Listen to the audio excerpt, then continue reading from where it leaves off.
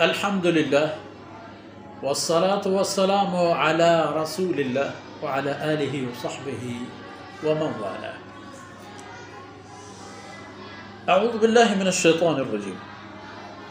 وإذ أصر النبي إلى بعض أزواجه حديثا فلما نبأت به وأظهره الله عليه عرف بعضه وأعرض عن بعض فلما نبأها به قالت من أنبأك هذا قال نبأني العليم الخبير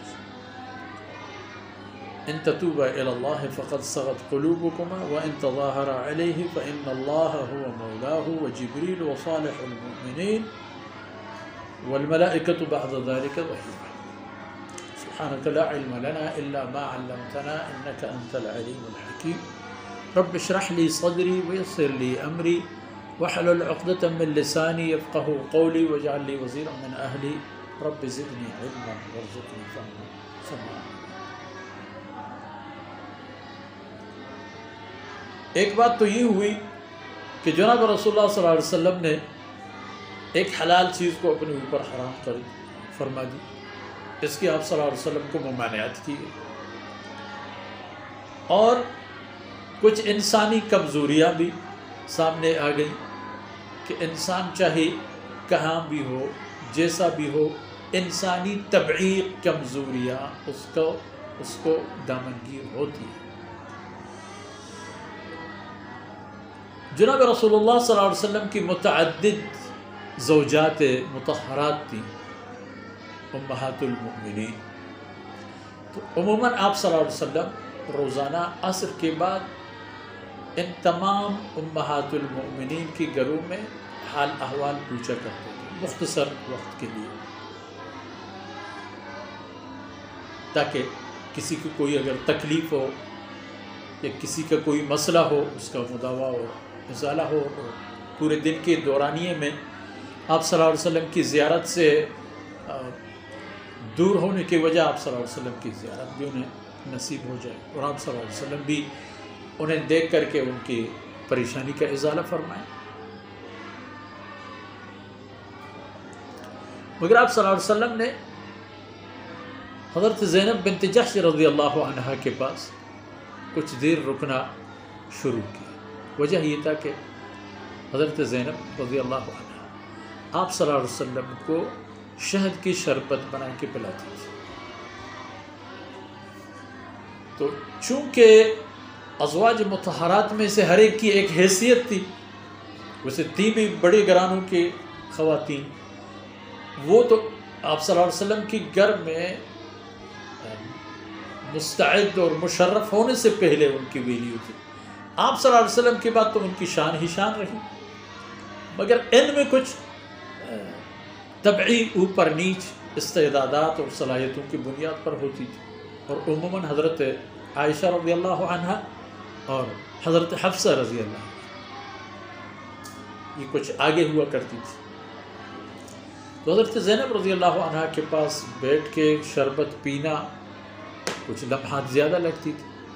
تو ان دونوں امہات المؤمنین نے مشورہ کیا کہ اس سلسلے کو ختم کیا جائے اور اس کی ترتیب یہ بتا دی کہ آپ صلی اللہ علیہ وسلم جب تشریف لائیں گے تو ہم آپ سے عرض کریں گے کہ یا رسول اللہ آپ صلی اللہ علیہ وسلم سے مغافیر کی بو آتی ہے. اور مغافیر ایک ایسی جڑی بوٹی ہے کہ جس سے ایک قسم کی شیرہ اور گوند نکلتی ہے کہ جس کا بو کچھ مرغوب نہیں، ذائقہ تو ہے کھانے پینے کی شاید. اور پھر عموماً شہد میں چونکہ انواع و اقسام کی پودوں اور پھولوں اور بہاروں سے اللہ کا یہ مخلوق رس نکال کے شہد بنا لیتی ہے. ہو سکتا ہے مغافیر کا اس میں بھی ذائقہ اور بو شامل ہے. تو جب یہ بات انہوں نے طے کی اور آپ صلی اللہ علیہ وسلم تشریف لائے ان میں سے دونوں محترمات کے پاس، ان میں سے پہلے جس کے پاس ہے انہوں نے یہی عرض کیا مغافیر کی بو. تو آپ صلی اللہ علیہ وسلم نے فرمایا کہ مغافیر تو نہیں، بس زینب رضی اللہ عنہ کے پاس میں شہد پی کے آ رہا ہوں تو آئندہ نہیں پیوں گا. اور آپ صلی اللہ علیہ وسلم نے اس کو اپنے اوپر حرام بھی فرما دی، اور اس ام المؤمنین کو تاکید کی کہ یہ بات اپنے پاس رکھنا، کسی کو بتانا نہیں، تاکہ یہ بات حضرت زینب کے پاس نہ پہنچے اور ان کی دل آزاری نہ ہو۔ مگر چونکہ یہ ایک ساخت و پرداخت تھی تو فوراً انہوں نے اپنی سہیلی کو بتا دیا کہ معاملہ ہو گئے۔ اللہ رب العزت نے اپنے رسول کو ایک تو یہ فرما دی کہ اپنے حلال چیز کو حرام کیوں قرار دی، اور آپ صلی اللہ علیہ وسلم کو یہ بھی فرمایا کہ یہ بات دراصل ایک اندرونی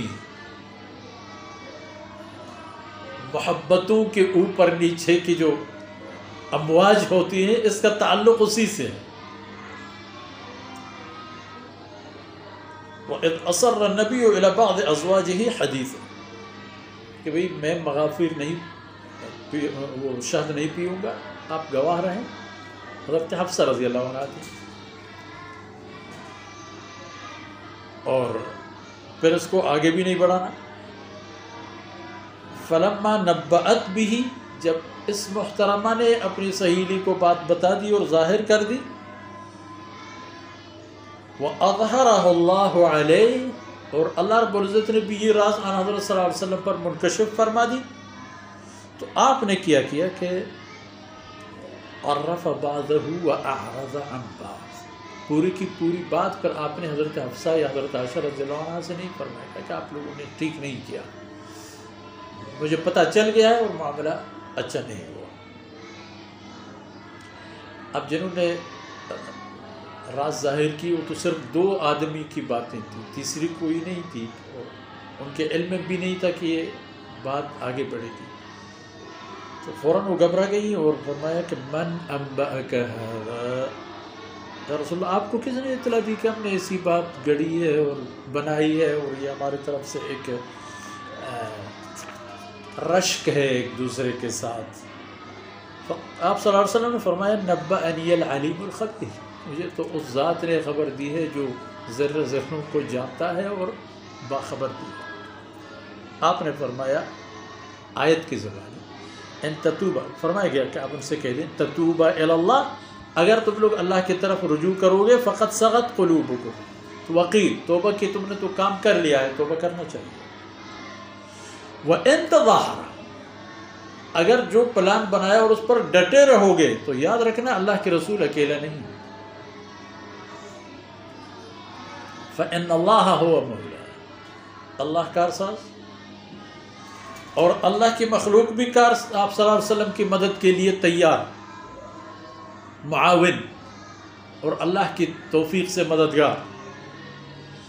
فَإِنَّ اللَّهَ هُوَ مَوْلَاهُ، اور جبریل بھی آپ کے ساتھی، وصالح المؤمنین، اور مومنین کی پوری، حتیٰ کہ آپ لوگوں کے والدان محترم، آپ کے والد گرامی قدر سیدنا ابو بکر صدیق اور حفصہ آپ کے والد گرامی قدر عمر فاروق آپ کے ساتھ نہیں ہوں گے، رسول اللہ صلی اللہ علیہ وسلم کے ساتھ ہوں گے جب آپ لوگ اگر بغاوت کرو گی تو۔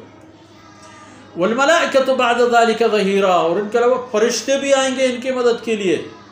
کیا سمجھا ہے تم لوگوں نے؟ جو کچھ کیا غلط کیا، تو اس کا حل بھی ہے کہ تتوبہ الی اللہ، دیر نہ کریں، اور تمہیں چاہیے کہ اللہ کی طرف توبہ کریں اور جو کچھ ہوا اس کی تلافی کریں۔ مطلب یہ ہے کہ انسان کو دیکھیں، اس کی کمزوریاں دیکھیں، اور کمزوری کا مالک انسان کو پھر اپنی اس کمزوری کے حوالے پر ہمیشہ ہوشیار رہنا چاہیے، کسی ایسی پھسلن میں نہ پھسل جائے کہ آخر تک چلے جائے اور ٹوٹ پوٹ کر شکار ہو جائے اور معاملات درہم برہم۔ تو بہرحال انسانی کمزوری ہر چیز میں ہے، لیکن اللہ کے رسول اور اس کے امہات المومنین کی شان، ایسی باتیں ان کی شان میں کوئی نقص اور عیب کی باتیں نہیں ہیں۔ اور ان معروضات کے ساتھ ہی آج کی باتیں اختتام پذیر ہوتی ہیں، اور موضوع کی باقی باتیں انشاءاللہ اگلے نشست میں۔ اللہ رب العزت کوتاہیوں سے درگزر فرمائے، اور جو کچھ عرض کیا گیا میرے اور آپ کی دین و دنیا کے خیر و خبر بن جائیں۔ وصلی اللہ علی نبینا محمد وعلی آلہ وصحبہ اجمعین۔